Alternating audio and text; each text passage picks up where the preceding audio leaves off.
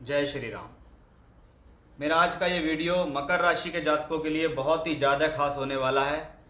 वैसे तो हम हर बार अलग अलग चर्चाओं को लेकर आपके सामने आते हैं कि कौन से महीने में कौन सा ग्रह परिवर्तन करेगा, उसका क्या फल होने वाला है, लेकिन ये चर्चा बहुत ही ज़्यादा खास है। मैं कहूँगा कि 2024 में ऐसी चर्चा शायद फिर करने को ना मिले।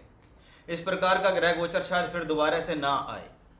आप स्क्रीन पर देख रहे हैं और आप बहुत दिन से ज्योतिष की वीडियो देखते हैं, तो इतना तो आप समझ ही गए होंगे कि कौन से ग्रह कहाँ बैठकर कैसे कैसे होते हैं या कौन सा ग्रह स्वराशि का होता है।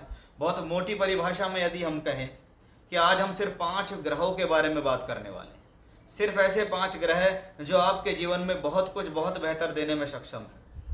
मैंने स्क्रीन पर थंबनेल पर भी लिखा हुआ है कि 40-42 वर्षों में जाके एक ऐसा संयोग बनता है आपके जीवन में कि आप किसी की भी कुंडली उठाएं, गोचर उठाएं और आप देखें कि एक ही समय पर शनि स्वराशि के, मंगल स्वराशि के, शुक्र स्वराशि के और बाद में बुध स्वराशि के आपको नहीं मिलेंगे।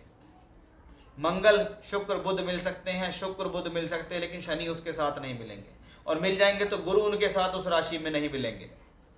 इसलिए ये वो योग हैं जो वर्षों वर्षों में बनते हैं, और जिनकी राशियों के लिए वो बेहतर बनते हैं उन राशियों वालों को उस दौरान कुछ ना कुछ जीवन में बेहतर होता। आज का ये गोचर आने वाले 50 दिन आपके लिए बहुत ही खास हो सकते हैं कि कुछ ना कुछ जीवन में यहाँ से कुछ ऐसा शुरू होने वाला है जिसकी आपको इंतजार है, जिसका चाहते हैं आप कुछ बेहतर हो जाए, कुछ जीवन में ऐसा मिल जाए कि कुछ बड़ा और बेहतर करने में आप संपन्न हो जाएं।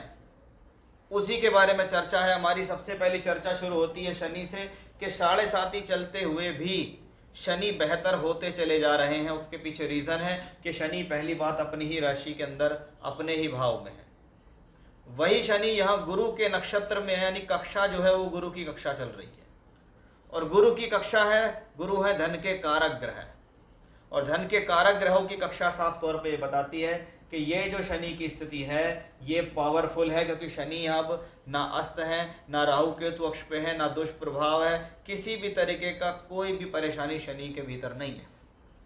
अब अगर आप फिर भी यही कहते हैं मेरे पे 7.5 चल रही है, मेरे लिए शनि की वजह से ऐसा हो गया, तो सिर्फ आप क्या कर रहे हैं, अपनी फ्रस्ट्रेशन निकाल रहे हैं कि मैं किसी के ऊपर तो अपना ठीकरा फोड़ूं। ये चीज़ गलत होती है, क्योंकि मैं लोगों के कमेंट्स देखता हूँ। एक तरफ मकर राशि का जातक कह रहा है कि बहुत अच्छा है, मेरे जीवन में बेहतर हो गया, एक तरफ दूसरा मकर वाला कह रहा है मेरा ये हो गया, वो हो गया, शनि ने मेरे साथ ये कर दिया, ऐसे ऐसे बैड शब्द लिखते हैं। तो क्या है, ये आपका कर्म है, ये आप अपने कर्मों को दिखा रहे हैं कि हम बिना वजह फ्रस्ट्रेट हैं, शायद हमारे अंदर प्रॉब्लम है लेकिन प्रॉब्लम किसी और के अंदर दिखानी है। तो ये सब चीज़ें बंद कर दीजिए, अदरवाइज सिवाय पाप के कुछ नहीं कमा रहे आप। शनि का संबंध सीधा सेकंड हाउस से बैठकर 11th हाउस से आता है, जो इस बात को दर्शाता है कि कहीं ना कहीं 11th भाव जो कि लाभ का है और दूसरा भाव जो कि धन का है, इन दोनों से शनि का कनेक्शन, यानी शनि पूर्ण रूप से बली है। दूसरे प्लेनेट मंगल, राशि से चौथे घर के अंदर मंगल बैठे हैं, अपनी ही राशि के अंदर, अपनी मूल त्रिकोण राशि के अंदर, और बना रहे हैं रोचक नामक राजयोग।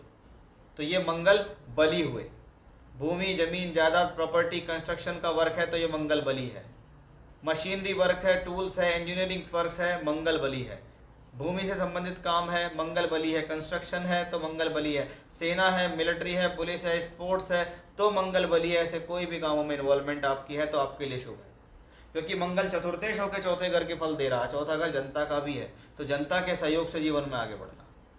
चौथा घर जीवन में भूमि जमीन जायदाद प्रॉपर्टी और माता का है, तो उनके सहयोग से जीवन में आगे बढ़ना।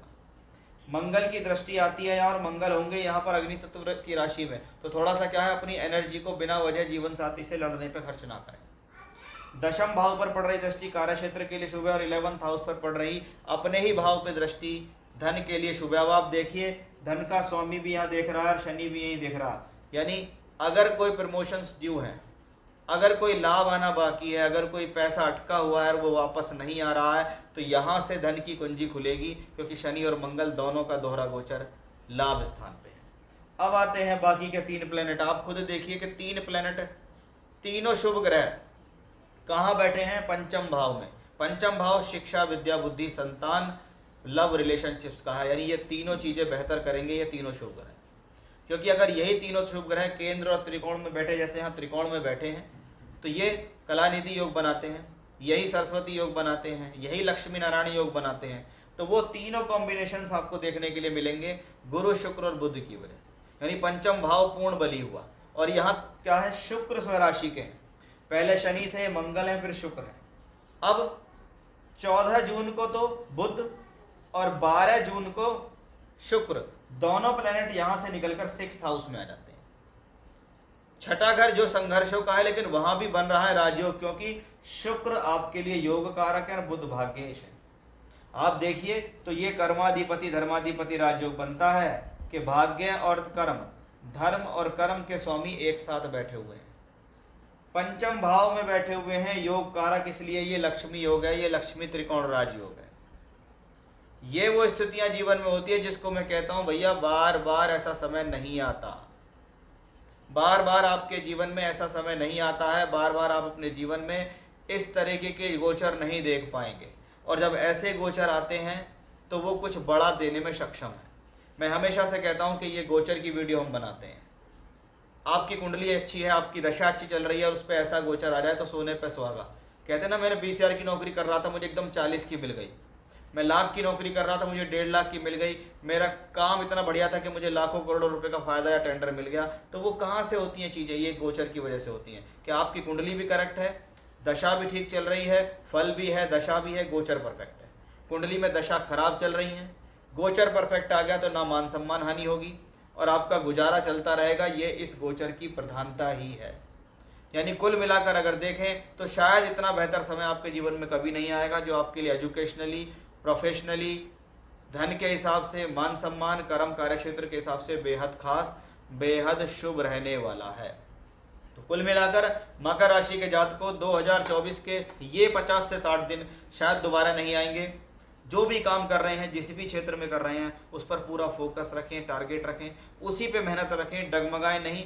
आपकी किस्मत खुलेगी इन ग्रहों के कारण। जय श्री राम।